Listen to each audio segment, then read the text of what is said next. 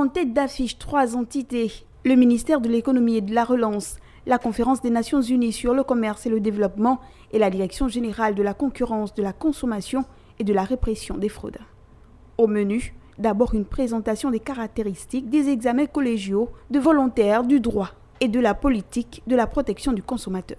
Cette évaluation experte et indépendante réussit une deuxième caractéristique qui est à savoir le partage de meilleures pratiques internationales en matière de protection du consommateur.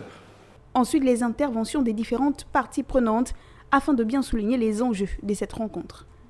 Prendre en compte les besoins de consommateurs qui, dans certaines situations, peuvent être particulièrement vulnérables et avoir besoin de mesures de protection supplémentaires. La seule façon de libérer les pouvoirs de transformation potentiels que les consommateurs ont dans le commerce national et international est de garantir un niveau élevé de protection. Nous devons donc minutieusement examiner la législation en vigueur pour tenir compte, par exemple, des caractéristiques particulières des services financiers numériques ou du commerce électronique et faire non seulement en sorte que les consommateurs et les entreprises soient mieux informés, mais aussi qu'ils soient plus conscients de leurs droits et obligations sur le marché numérique. Les résultats de ces travaux seront disponibles en juillet 2023.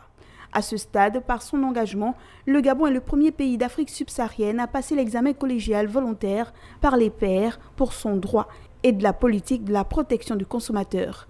Il occupe le 5e rang mondial après le Chili, le Maroc, l'Indonésie et le Pérou.